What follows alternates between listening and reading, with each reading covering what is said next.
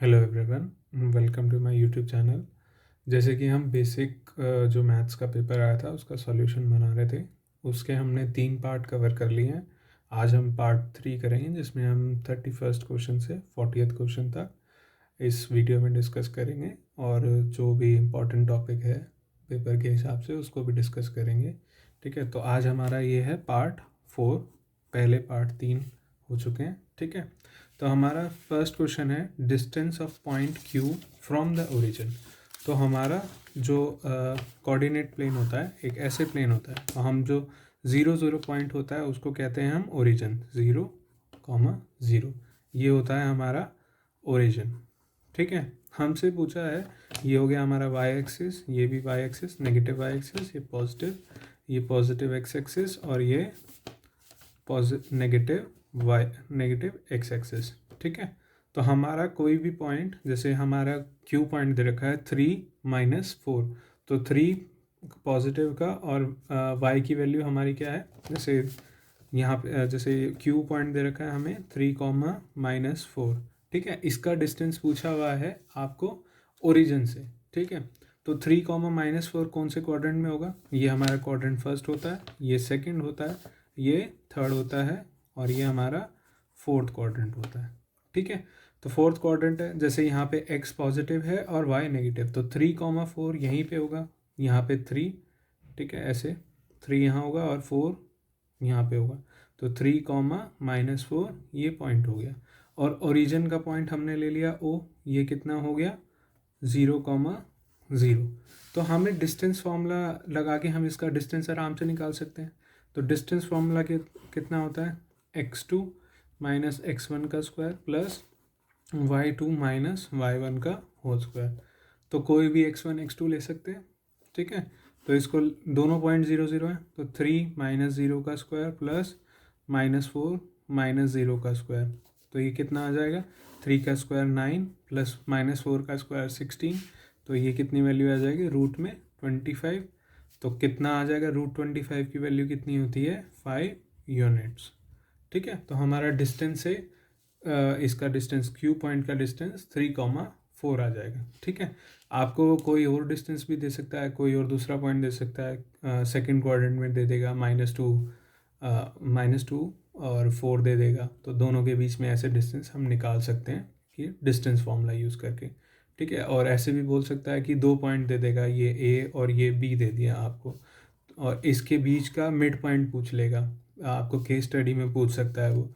तो A B दे दिया x1 y1 और बी दे दिया x2 y2, तो इसके बीच का मिड पॉइंट बोलेगा कि मिड पॉइंट बताना है, तो 1:1 रेशियो। तो मिड पॉइंट में हम मिड पॉइंट फॉर्मूला लगाते हैं x1 + x2/2 और y1 + y2/2, ये मिड पॉइंट हमारा फॉर्मूला होता है। ठीक है, अगर रेशियो में बोल देता, ये अगर पूछेगा लंबे क्वेश्चन में, केस स्टडी में पूछेगा तो बोल देगा 2:3 रेशियो में, मतलब वहाँ से 2 हिस्सा, मतलब 20 यूनिट और यहाँ से 30 यूनिट, जैसे टोटल 50 यूनिट्स हैं, तो इस पॉइंट का कोऑर्डिनेट क्या होंगे, तो वो हम जब इंटरनली बाइसेक्ट करते हैं m1x1 वाला जो फॉर्मूला, m1x2 वाला फॉर्मूला जो होता है वो लगाएंगे हम। ठीक है, तो इसमें हमारा आंसर कितना आ जाएगा 5 यूनिट्स। ठीक है, अब ऐसे ही नेक्स्ट क्वेश्चन आ गया, जैसे इसमें इफ़ द पॉइंट सी, जैसे इफ़ द पॉइंट्स सी उसके कोऑर्डिनेट्स दे रखे हैं हमें k, 4 divides the line segment joining the point 2, 6 and A और बी 2 पॉइंट्स है, उनसे कोई लाइन जा रही है, ए और बी दोनों के कोऑर्डिनेट पॉइंट्स दे रखे हैं, सी एक पॉइंट जो उस लाइन को डिवाइड कर रहा है, किस रेशियो में डिवाइड कर रहा है, 2:3 रेशियो में डिवाइड कर रहा है। ठीक है, तो हम पहले तो अपना पॉइंट लिख लेते हैं। पॉइंट क्या है हमारा, ए और बी, ये 2 पॉइंट दे रखे हैं हमें। ठीक है, ए पॉइंट दे रखा है और ये बी पॉइंट। ए पॉइंट कितना दे रखा है हमें 2, 6 एंड बी पॉइंट दे रखा है 5, 1। ठीक है, ये से कोई लाइन जा रही है। ठीक है, सी पॉइंट दे रखा है k, 4। ठीक है, ये सी पॉइंट है। ठीक है, और ये इस लाइन को किस रेशियो में डिवाइड कर रहा है, 2:3 में। ठीक है, तो ए सी और सी बी का रेशियो कितना होगा, 2:3। 3। तो जब हम इंटरनली बाइसेक्ट करते हैं और इंटरनली वाला ही हमारे कोर्स में है, तो हम क्या फॉर्मूला लगाते हैं, m1 x2 plus m2 x1 upon में m1 प्लस m2। ठीक है, ऐसे ही similarly m1 y2 plus m2 y1 upon में m1 प्लस m2।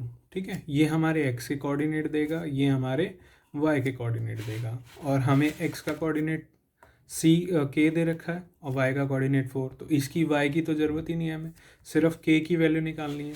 तो k की वैल्यू कितनी आ जाएगी, पुट करेंगे तो k की वैल्यू m1 कितना है हमारा 2, x2 की वैल्यू 5, ठीक है, प्लस m2 कितना है 3, ठीक है, और x1 कितना है x1 इज इक्वल्स टू 2, और m1 प्लस m2 कितना हो गया 2 प्लस 3 इज इक्वल्स टू 5। तो ऊपर k की वैल्यू सॉल्व करेंगे तो कितना आ जाएगा, इज इक्वल्स टू यहाँ पे 10 प्लस 6 16 और नीचे 5। तो k की वैल्यू कितनी आ जाएगी हमारी 16 अपॉन में 5। तो हमारा कौन सा ऑप्शन हो जाएगा, ये option number B which is 16 upon 5। ठीक है, नेक्स्ट क्वेश्चन हमारा प्रोबेबिलिटी चैप्टर से है। ठीक है, ये क्वेश्चन काफ़ी अच्छा है, पूछा हुआ है। ठीक है, an event A is very unlikely to happen then its probability will closest to. ठीक है, हमें यहाँ 4 प्रोबेबिलिटी दे रखी है। ठीक है, हमें वो इवेंट बताना है जिसके होने की, ना होने की, मतलब होने की बहुत चांसेस बहुत कम है। ठीक है, 0.0001। ठीक है, इसका मतलब है 1 अपॉन में हमने कोई 10,000 इवेंट्स करे, उसमें होने की प्रोबेबिलिटी कितनी है 1। ठीक है, ऑप्शन सी में कितनी है, हमने कोई 100 बार एक्सपेरिमेंट करा, उसमें हमारे चांस कितने आए 1। ठीक है, और ऐसे ही ऑप्शन बी में 1000 एक्सपेरिमेंट करे, 1000 में से हमारा सक्सेसफुल होने का कितना चांस हुआ 1। और डी ऑप्शन दे रखा है हमें 1/10, मतलब 10 बार हमने एक्सपेरिमेंट करा और उसी में हमारा फर्स्ट रिजल्ट मतलब एक बार सक्सेसफुल हो गया। ठीक है, तो हमारी कौन सी प्रोबेबिलिटी होगी जो बहुत ही उसके कम चांसेस होंगे, तो हमारा आंसर कौन सा होगा, ऑप्शन नंबर ए। क्योंकि इसमें देखो हमारा मतलब 0.0001, ठीक है, और 0. इन दोनों को, ए और डी को कंपेयर करो, ए वाली जो डी वाली प्रोबेबिलिटी है वो बहुत जल्दी हो सकती है, और जो हमारी ए वाली प्रोबेबिलिटी है वो बहुत कम चांसेस हैं उसके होने के। तो हमारा कौन सा ऑप्शन हो सकता है, ऑप्शन नंबर ए। ठीक है, तो ये इसका आंसर हो जाएगा। ऐसे ही हमें एक चीज़ इसमें याद रखनी है कि PE probability of an event plus P not E मतलब ना होने की प्रोबेबिलिटी का सम कितना होता है 1। ठीक है, तो आपको सवाल दे सकता है कि प्रोबेबिलिटी ऑफ एन इवेंट दे दिया आपको 0.25। ठीक है, पूछ लेगा P नॉट E की वैल्यू, मतलब प्रोबेबिलिटी ना होने की क्या वैल्यू होगी, तो 1 में से माइनस कर देंगे, 1 माइनस 0.25, तो कितनी आ जाएगी, PE इज इक्वल्स टू 0.75। ये भी बहुत इंपॉर्टेंट है एग्जामिनेशन पर्पस से। ठीक है, नेक्स्ट क्वेश्चन है क्वेश्चन नंबर 34। इसमें हमें दे रखा है in a linear equation ax plus B Y plus C is equals to 0 ABCR। ठीक है, हमने पढ़ा है, हमारा जब हमने ये रियल नंबर्स चैप्टर नंबर 1 करा था तो उसमें हमने डायग्राम भी बनाया था। तो जैसे इसमें दे रखा है option natural number, integer, whole number और रियल नंबर। ठीक है, हमारे रियल नंबर्स के अंदर सारे नंबर्स आ जाते हैं, होल भी आ जाता है, नेचुरल भी आ जाता है, इंटीजर भी आ जाता है। ठीक है, ऐसी रैशनल नंबर भी आ जाता है। तो हमारे जो ABC हैं वैल्यू, ठीक है, हमें सिर्फ इसका कोफिशिएंट की वैल्यू है, x का कोफिशिएंट, y का कोफिशिएंट, और ये जो कांस्टेंट है ये हमारा कुछ भी हो सकता है। ठीक है, फ्रैक्शन में भी हो सकता है, नेगेटिव भी हो सकता है, पॉजिटिव भी हो सकता है, तो ये कुछ भी हो सकता है। तो हम क्या लिखेंगे इसमें, ऑप्शन नंबर डी। ओके, हमें लीनियर इक्वेशन के लिए क्या देखना है कि हमारे जो x और y है उनके जो पावर्स हैं, ठीक है, उनकी जो डिग्री है वो 1 होनी चाहिए। ठीक है, ऐसी क्वाड्रेटिक के लिए 2 होनी चाहिए। तो यहाँ पे 1 1 तो है ही, कोफिशिएंट कुछ भी हो सकता है, 1/2 भी हो सकता है। ठीक है, तो ये ऐसे भी हो सकती है 1/2x माइनस y प्लस 29, कुछ भी हो सकता है, c कुछ भी हो सकता है, a भी कुछ भी हो सकता है, b भी कुछ हो सकता है, रियल नंबर होगा। ठीक है, इमेजिनरी नंबर नहीं होगा। ठीक है, इन चारों ऑप्शन में से नेचुरल नंबर भी रियल नंबर के अंदर आ जाते हैं, होल नंबर भी रियल नंबर के अंदर आ जाते हैं, और इंटीजर्स भी हमारे रियल नंबर्स के अंदर आ जाते हैं। ठीक है, ओके, तो हमारा 34 का आंसर हो गया option number D, which is real number. हम करते हैं क्वेश्चन नंबर 35।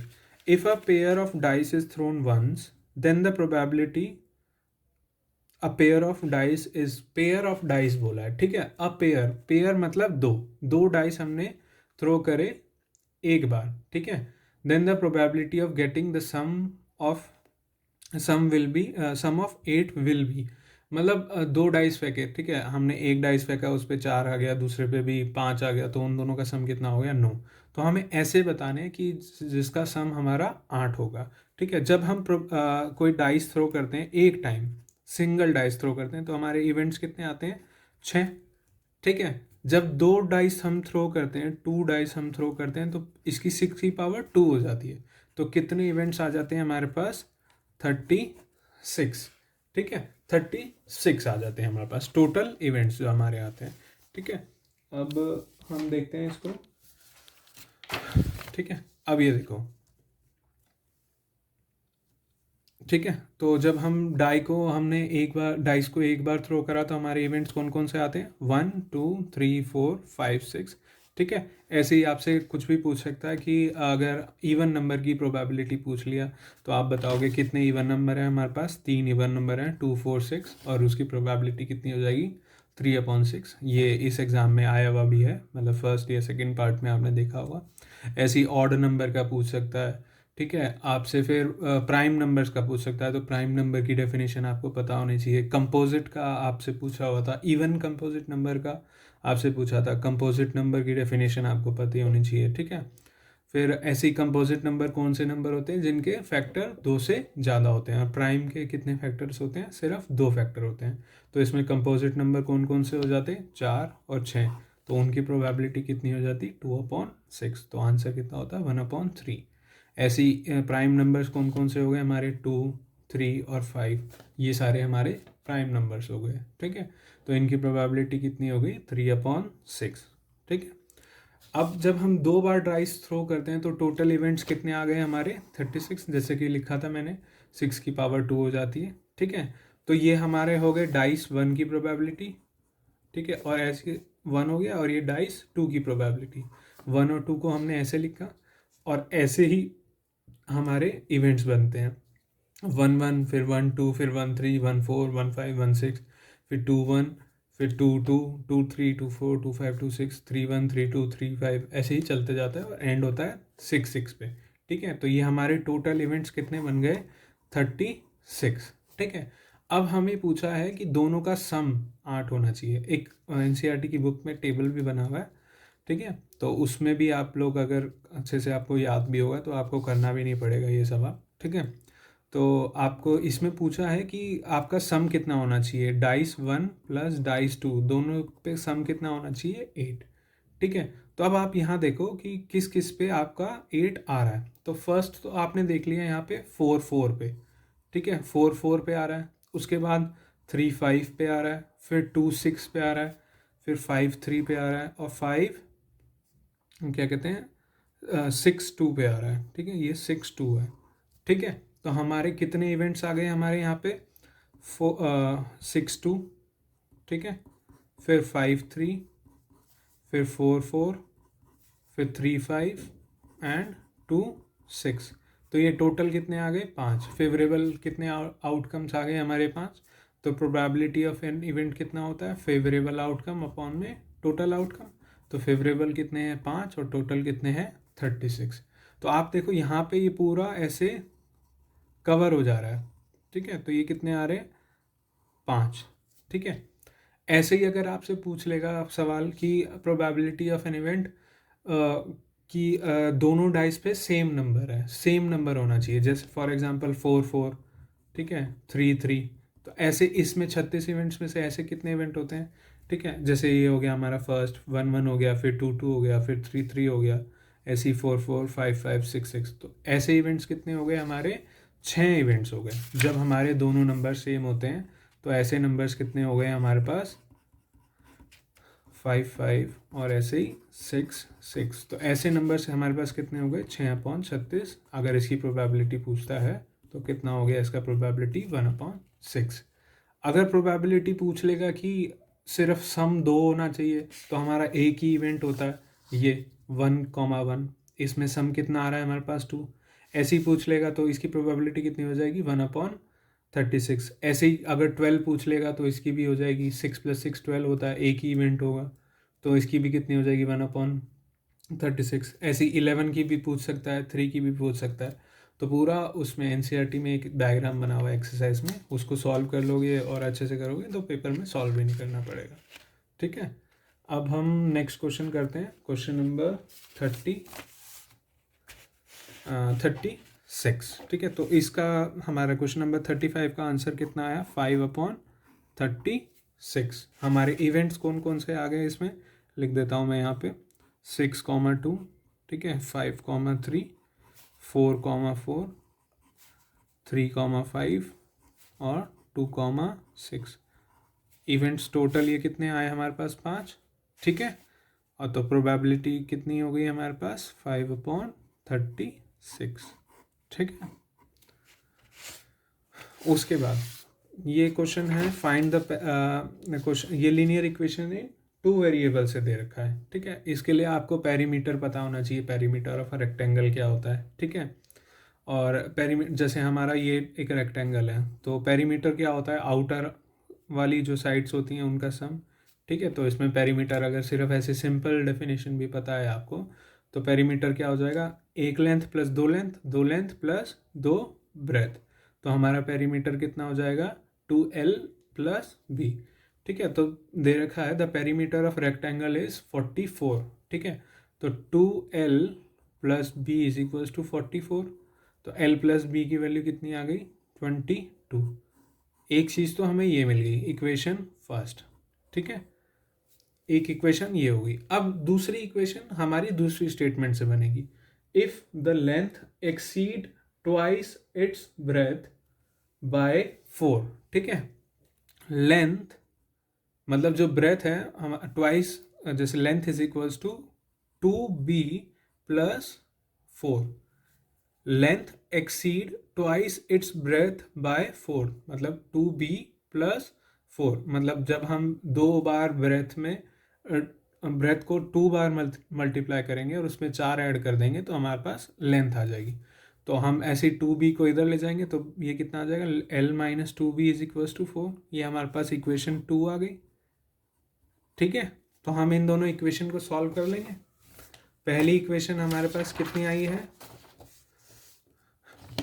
L + B = 22 और दूसरी इक्वेशन है L - 2B = 4। ठीक है, कोई भी आप मेथड यूज़ कर सकते हो, सब्स्टिट्यूशन भी यूज़ कर सकते हो। ठीक है, मैं एलिमिनेशन यूज़ करूँगा। ठीक है, एलिमिनेट कैसे करेंगे, दोनों इक्वेशन को माइनस कर दिया, यहाँ माइनस आ गया, इधर प्लस और यहाँ माइनस। ठीक है, तो L से L कैंसिल हो गया। ठीक है, ये 3B बन गया और यहाँ क्या बचा 22 - 4 = 18। तो B की वैल्यू कितनी आ गई 6। ठीक है, B की वैल्यू आ गई। अब हमें L की पता बचा जाएगी, L = 2B + 4 है तो L = कितना हो जाएगा हमारे पास 2 × 6 + 4 = 16। तो L की वैल्यू 16 आ जाएगी। अब हमें पूछा है इस क्वेश्चन में एरिया बताना है। ठीक है, तो एरिया की वैल्यू कितनी आएगी हमारे पास इसकी, L × B होता है लेंथ × ब्रेथ। तो लेंथ कितनी है 16 × ब्रेथ 16, तो 96 सेंटीमीटर या मीटर स्क्वायर, जो भी आपको यूनिट दे रखी है। ठीक है, तो एरिया हमारा क्या आ जाएगा 96 सेंटीमीटर स्क्वायर। ठीक है, नेक्स्ट क्वेश्चन हमें दे रखा है तो इसका आंसर कितना हो जाएगा हमारे पास option number C which is 96 centimetre square. Length कितनी आ गई थी हमारे पास 16 और ब्रेथ कितनी आ गई थी 6।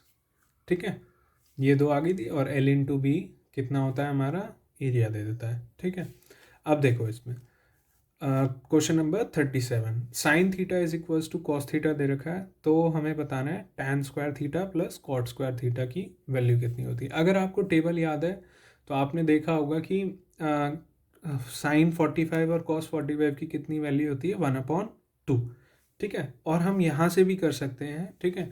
अगर हम इसको यहाँ पे देखो, sine theta is equals to cos theta दे रखा है। अब ये यहाँ पे से हम इधर लेके जाएंगे, क्रॉस मल्टीप्लाई करेंगे तो sine theta upon cos theta is equals to 1 आ जाएगा यहाँ पे। तो ये वैल्यू कितनी होती है, tan theta is equals to 1, ठीक है। Tan theta is equals to 1, tan square theta करेंगे तब भी 1 आएगा, ठीक है। और टैन 45 डिग्री की वैल्यू और कॉट 45 की डिग्री की भी वैल्यू 1 ही होती है। तो टैन स्क्वायर थीटा की भी वैल्यू 1 और कॉट स्क्वायर थीटा की भी वैल्यू 1 ही है।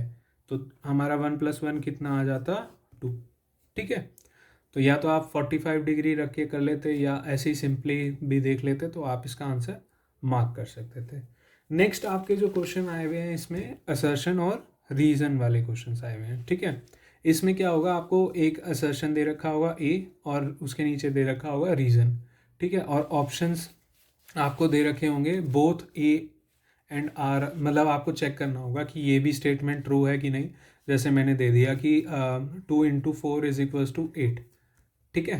तो हम चेक करेंगे कि ये ट्रू है कि नहीं है, ठीक है।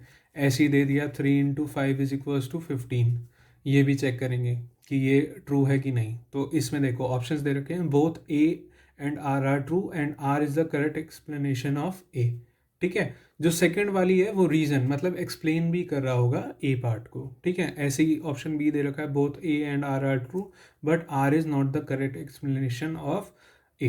तो ऐसा भी कोई हो सकता है, आर में दे रखा होगा कि वो ट्रू भी आ रहा है पर वो उसकी एक्सप्लेनेशन नहीं है, तो ये आपको चेक करना है, ठीक है। तो ये सब पॉइंट है। तो हम एक बार इसको क्वेश्चन को करते हैं, ठीक है।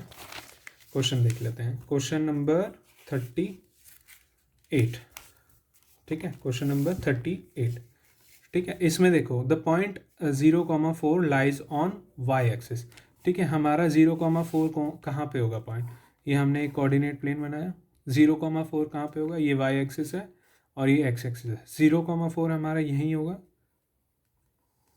ठीक है। अब देखो ये तो ट्रू हो गई, हमने लिख दिया यहाँ पे true. Next point, the x coordinate of the point on y axis is 0। अब हमें ये चेक करना है। अब देखो कोई भी पॉइंट हमारा जो वाई एक्सिस पे होगा उस पे हमारा एक्स कोऑर्डिनेट हमेशा 0 होगा, ट्रू, ठीक है। तो अगर हमारा यहाँ कोई पॉइंट है 0,-5 होगा, ऐसे ही यहाँ पे 0,-3 होगा। अगर नीचे भी जाता जाऊँगा तो ये भी वाई एक्सिस पे एक्स कोऑर्डिनेट हमारा कितना आ रहा है, 0 ही आ रहा है, तो ये भी ट्रू हो गई। तो हम ये कह सकते हैं कि जो सेकंड वाला है हमारा रीज़न एकदम सही है, एक्सप्लेनेशन सही है। तो इसमें क्या होगा, हमारा option A, both assertion A and reason are true and reason is the correct explanation of assertion. तो हमारा ऑप्शन कौन सा हो जाएगा, ऑप्शन ए, ठीक है। नेक्स्ट क्वेश्चन, ठीक है। Next question, question number 39। इसमें देखो, if the circumference of two circle are in ratio 2:3 then the ratio of their areas are 4:9, ठीक है। और रीजन दे रखा है, the circumference of circle of radius r is 2πr and its area is πr square, ठीक है। अब देखो हम रीजन से लेके चलते हैं। ये statement, the circumference of circle of radius r is equal to 2πr and its area is πr², ये रीजन मतलब एकदम ट्रू है क्योंकि सर्कमफ्रेंस हमारी 2πr होती है और एरिया कितना होता है, πr², ठीक है। तो ये दोनों तो ट्रू है, तो ये तो हमारी स्टेटमेंट ट्रू हो गई। अब हमें चेक करना है ऊपर वाली, if the circumference of two circle are in ratio 2:3 then the ratio of their area is 4:9, ठीक है। अब हम इसे चेक कैसे करते हैं, पहले वाले को हम R1 ले लेते हैं और दूसरे वाले को हमने ले लिया R2, ठीक है। और 2πr ये हमारी दोनों की सर्कमफ्रेंस का रेशियो हो गया, ये कितना हो गया 2:3। तो ये पहले सर्कल की कितनी हो गई हमारे पास, 2πr1 इज इक्वल्स टू और अपॉन में 2πr2, ये दूसरे सर्कल की हमारे पास सर्कमफ्रेंस होगी। तो ये 2π से 2π कट गया, बचा क्या, R1/R2 इज इक्वल्स टू 2/3। अब हमें इसमें दे रखा है एरिया कितना दे रखा है, πr² दे रखा है। तो R1 वाले का कितना होगा, πr1² और इस वाले का कितना होगा, πr2², ठीक है। तो पाई से पाई कैंसिल हो जाएगा, R1/R2 की वैल्यू कितनी गिवन है, 2/3, तो दोनों का स्क्वायर करेंगे कितना आएगा, 4/9, और यहाँ पे कितना आ रहा है 4/9, तो ये वाली स्टेटमेंट भी हमारी ट्रू हो जाएगी। ठीक है, तो हमारा कौन सा ऑप्शन हो जाएगा, option A, both assertion and reason. मतलब असर्शन एक तरह से फैक्ट और एक प्रूवन स्टेटमेंट, मतलब ट्रू स्टेटमेंट, फैक्ट एक तरह से कि ये ट्रू है। ठीक है, जैसे ज़ीरो यहाँ पे भी ज़ीरो होगा, यूएस में भी ज़ीरो होगा। ठीक है, नेक्स्ट क्वेश्चन। ठीक है, नेक्स्ट क्वेश्चन देखते हैं। नेक्स्ट क्वेश्चन नंबर दे रखा है 40th question. For any two positive integers a and b, LCM of a and b and HCF of a and b is equals to a and a into b। ठीक है, ये आपने chapter number first में पढ़ा होगा, LCM of into HCF is equals to product of numbers. ठीक है, product of two numbers, ठीक है, is equals to LCM into HCF। उन दोनों के LCM और उन दोनों के HCF को अगर मल्टीप्लाई करेंगे तो हमारे पास प्रोडक्ट आ जाता है। और जैसा कि आपने देखा होगा कि उसके अंदर क्वेश्चंस भी थे कि आपको दे दिया HCF और LCM दे दिया और एक नंबर दे दिया तो दूसरा बताना था। ठीक है, ऐसे ही कुछ और भी क्वेश्चन दे सकता है। इसमें दे दिया है असर्शन और रीजन में, तो हमारी ये स्टेटमेंट तो ट्रू है। ठीक है, अब नेक्स्ट हमें चेक करना है, product of two numbers is 150 and HCF is 5, then their LCM is 40। ठीक है, अब हम इसको पुट करके देखते हैं। इसी में हमें प्रोडक्ट ऑफ टू नंबर्स 150 दे दिया, HCF दे दिया 5, तो LCM कितना आएगा हमारा, LCM कितना आ जाएगा हमारा 150/5 इज इक्वल्स टू 30। तो हमारा यहाँ पे 40 आ रहा है, तो ये हमारी फॉल्स हो गई। ठीक है, तो हमारा इसमें कौन सा आंसर आ जाएगा, ठीक है, इसमें आंसर आ जाएगा हमारा ऑप्शन नंबर सी। ठीक है, ऑप्शन नंबर, तो इसका आंसर हो जाएगा option number C, assertion A is true but reason is false. ठीक है, तो ये हमारा इसका आंसर हो जाएगा। ठीक है, सैम्पल पेपर में जो CBSE की तरफ से आया हुआ था उसमें इस फॉर्मूले पे 2 क्वेश्चंस थे। ठीक है, product of two numbers they रखा था और LCM इंटू HCF, ये जो फॉर्मूला है ये बहुत इंपॉर्टेंट है। ठीक है, आपको HCF और LCM दे देगा और एक नंबर यहाँ दे देगा तो दूसरे नंबर पूछ लेगा, ऐसे 2 नंबर दे देगा, उसका LCM बता देगा तो उसका HCF निकालना होगा। ऐसे कुछ भी सवाल पूछ सकता है। ठीक है, वो इसी फॉर्मूले पे बेस्ड होगा। बाकी जो हम नेक्स्ट के केस स्टडी बेस्ड क्वेश्चन होंगे वो हम नेक्स्ट पार्ट में करेंगे। और किसी को भी कुछ डाउट होगा तो आप कमेंट सेक्शन में कमेंट कर सकते हो। ठीक है, and thank you so much. Video को लाइक करें, शेयर करें और चैनल को सब्सक्राइब करना ना भूलें। रेगुलर अपडेट्स के लिए आप बेल आइकन को भी प्रेस कर लें। Thank you.